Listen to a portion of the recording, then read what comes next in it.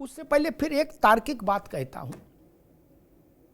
क्योंकि जब आप पार्टियों में होते हैं तो आपकी मजबूरी होती है कि ये सावन को सावन कहेंगे तो ये सावन को जेठ की दोपहरी कहेंगे, मजबूरी है, समझ भी रहे हो तो भी वैसे बोलना है।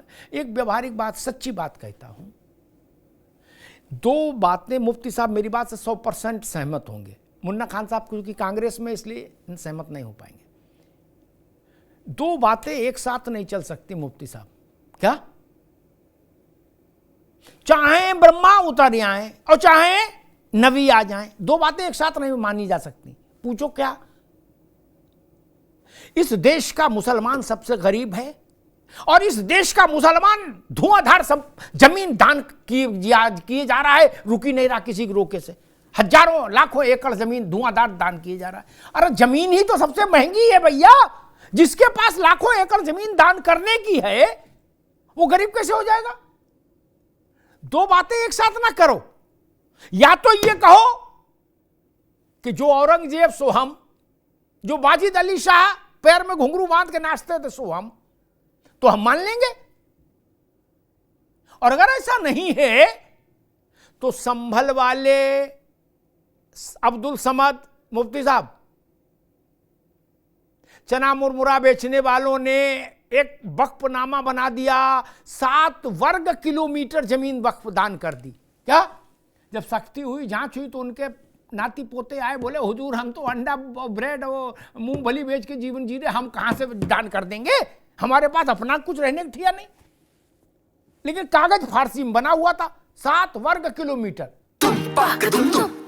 अरे श्रीमती जी कुछ तो सस्ता लो, बचत करो। नहीं श्रीमान जी, सब बढ़िया लो, रहने दीजिए। इसमें क्या खास बात है? थोड़े में ज्यादा स्वाद, यही तो है इसकी खास बात। वाह मामा, क्या स्वाद है। अरे मेरे राजा,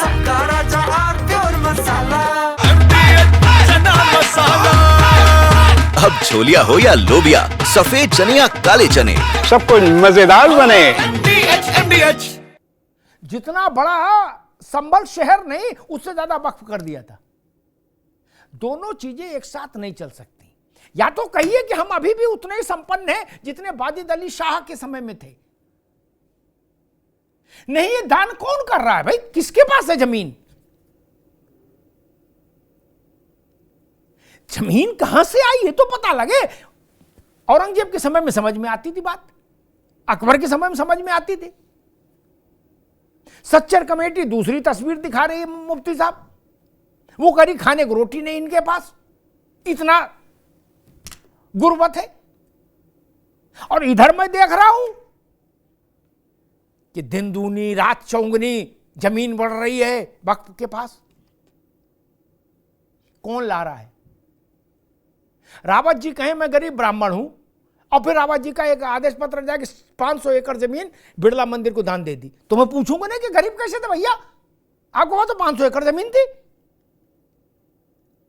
ये विषय है, इसको भी समझना पड़ेगा। देवेंद्र प्रमुख जी, बात अभी तक ये निकली कि कलेश खत्म नहीं हुआ।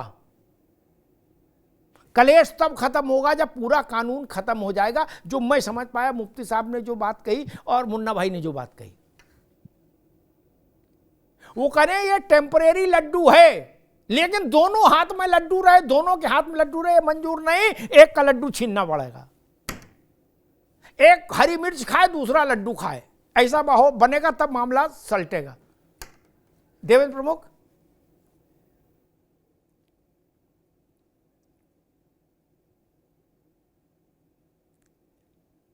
भैया आपको आवाज आ रही है? देवेंद्र प्रमुख भैया देखो इनका कनेक्शन ठीक है?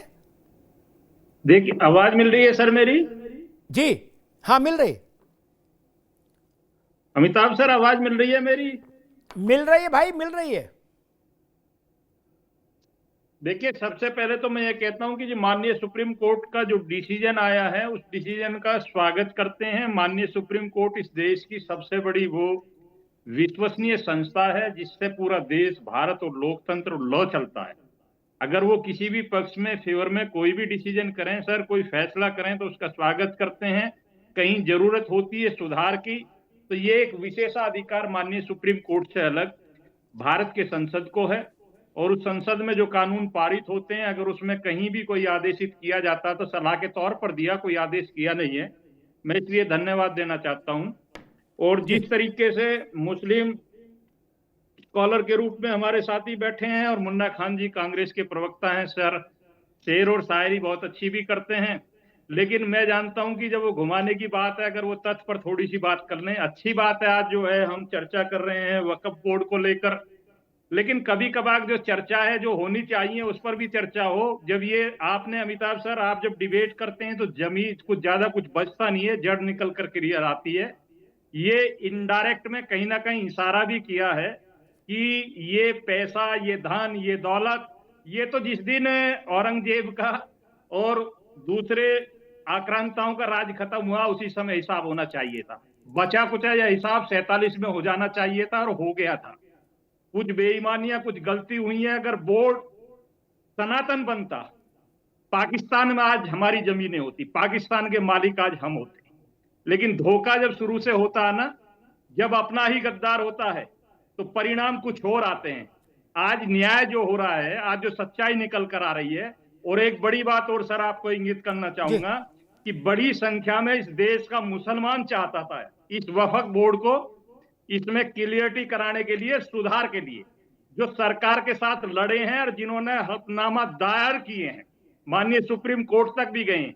सरकार तो आज भी ईमानदारी से और तथ्यात्मक काम कर रही है, सबूत के साथ काम कर रही है, शांति के साथ काम कर रही है। लेकिन लोगों को मिर्ची ये लगती है कि जिस तरह से होता आ रहा है पिछले 75 से 80 वर्षों तक, वही वर्षों तक आगे चलता रहे। ऐसा अब संभव नहीं है। कई चीजों में सुधार की जरूरत थी। माननीय सुप्रीम कोर्ट अपना काम कर रही है, भारत के लॉ के अनुसार काम हो रहा है, और दूसरा काम सरकार अपना काम कर रही है ईमानदारी से। तो किसी डरने की जरूरत नहीं है, थोड़ा सा इंतजार करने की जरूरत है। जो निर्णय और फैसले आ रहे हैं अभी सर और आएंगे। अमिताभ सर, एक चीज और फिर धन्यवाद करता हूं कि आपकी डिबेट में ज्यादा जोर लगाने की जरूरत नहीं होती प्रवक्ताओं को, सिर्फ आपको सुनने की जरूरत है और आपके सुनने के बाद बोलने की जरूरत है, इससे ज्यादा कुछ नहीं होता।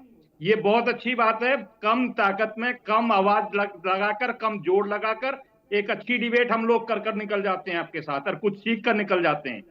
फिर आपको मैं यही दोहराना चाहूंगा कि मुन्ना खान जी, आपका दिल बड़ा है, दूसरे साथी बैठे उनका दिल बड़ा है। एक हमारा सनातन बोर्ड इस देश की आजादी से पहले बंटवारे में पाकिस्तान में भी बना था, उसका भी हमें हिसाब चाहिए। क्या उन जमीनों का, उन प्रॉपर्टियों का, उन हमारे मंदिरों का, जिन्हें दहेज और नए जमीन में घुसा दिया गया, उनका रिकॉर्ड कौन सी कोर्ट में चलेगा? भारत के सुप्रीम कोर्ट में चलेगा या पाकिस्तान अमेरिका में चलेगा? उसका भी निर्णय हो जाना चाहिए। इसे तो हम कर रहे हैं ईमानदारी से, लेकिन यहां का मुसलमान एक बार बैठकर, और जैसे हम मुसलमानों की बात करते हैं या हमारे मुसलमान भाई हमसे अधिकार मानते हैं, क्या उनका भी कोई है भारत से अलग? भारत का हिंदू जो आपका भाई वहां बैठा है, जब यहां भाईचारा है, गंगा जमुना की तहजीब है, तो पाकिस्तान कोई दूर है क्या? या बांग्लादेश कोई दूर है? या अफगानिस्तान दूर है? भाई जो सच्चाई है उसको निकालिए, चर्चा कीजिए, आनंद आएगा डिबेट में सर। जी ठीक बात है रावत जी। बाकी तो सुप्रीम कोर्ट ने कुछ चीजें आज तय की, कुछ फाइनल जजमेंट में तय कर देगा, और जब फाइनल जजमेंट में जो लक्ष्मण रेखा खींच देगा, अच्छी लगे तो, बुरी लगे तो, अच्छी लगे तो 1 रोटी खाओ, बुरी लगे 2 रोटी खाओ, ठंडा पानी पियो, घर बैठो, माननी पड़ेगी सबको, ठीक। अनटिल अनलेस संसद के पास अधिकार है। शाहबानो केस में राजीव गांधी ने कला मंडी खाई थी जी, सुप्रीम कोर्ट ने कुछ कहा, कुछ उन्होंने फैसला कर दिया, कुछ तो ऐसा तो है नहीं कि संसद में सुप्रीम कोर्ट के निर्णय को पलटने की ताकत राजीव गांधी में ही थी अकेले, उसके बाद वो ताकत खत्म हो गई, ऐसा तो है नहीं। हर सरकार में वो ताकत है। जिसके पास बहुमत है उस के पास ये ताकत है कि सुप्रीम कोर्ट के फैसले को पलट दे। इस बात से मुफ्ती साहब भी सहमत होंगे ना जी। बाद में धरना दो, चाहे प्रदर्शन करो, फैसला तो पलट ही सकते हैं मुफ्ती साहब। नहीं भाई, शाहबानों को पलट दिया था राजीव जी ने, तो पलट ही दिया था। देश भर में महिलाएं रोई चिल्लाई, किसने सुना? खैर रावत साहब, मसला ये 2 बातें विरोधाभासी हैं, एक दक्षिण की, एक उत्तर की।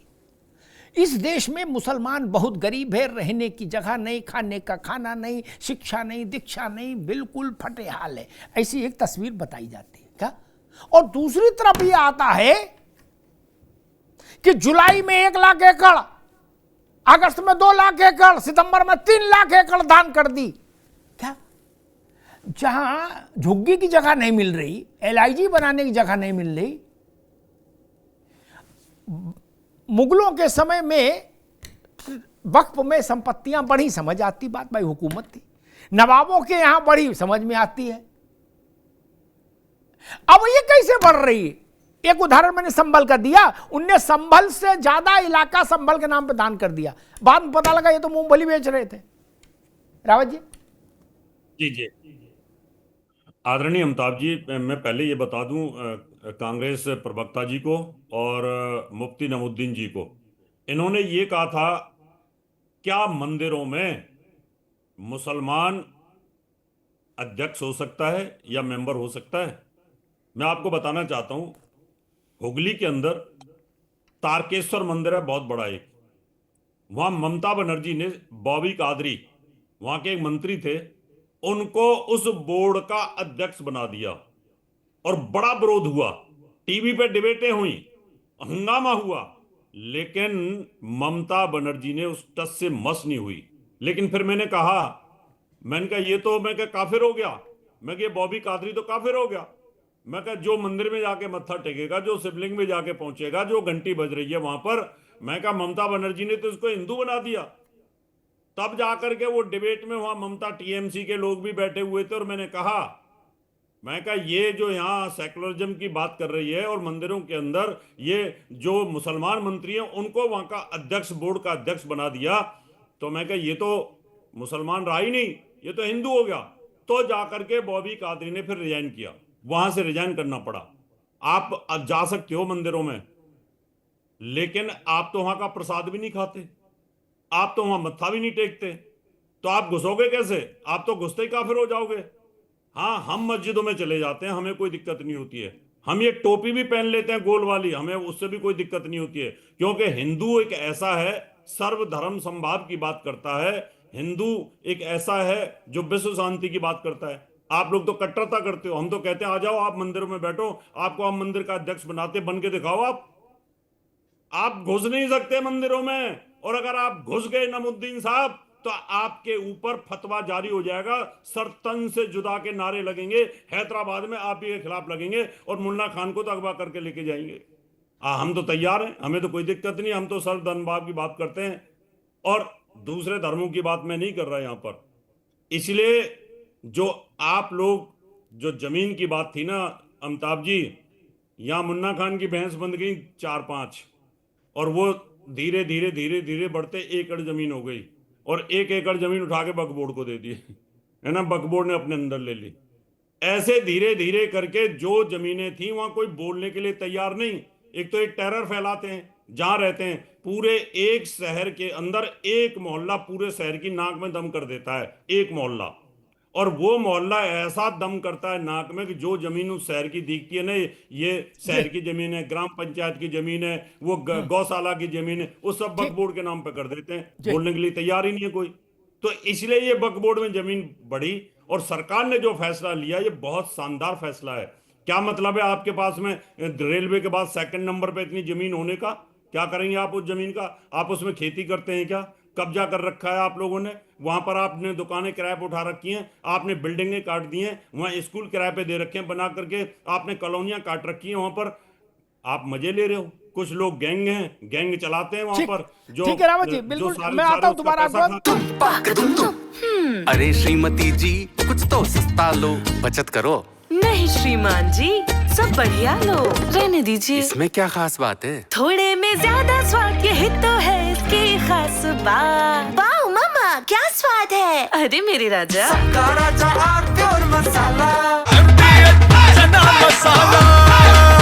अब छोलिया हो या लोबिया, सफेद चने या काले चने, सब कुछ मजेदार बने।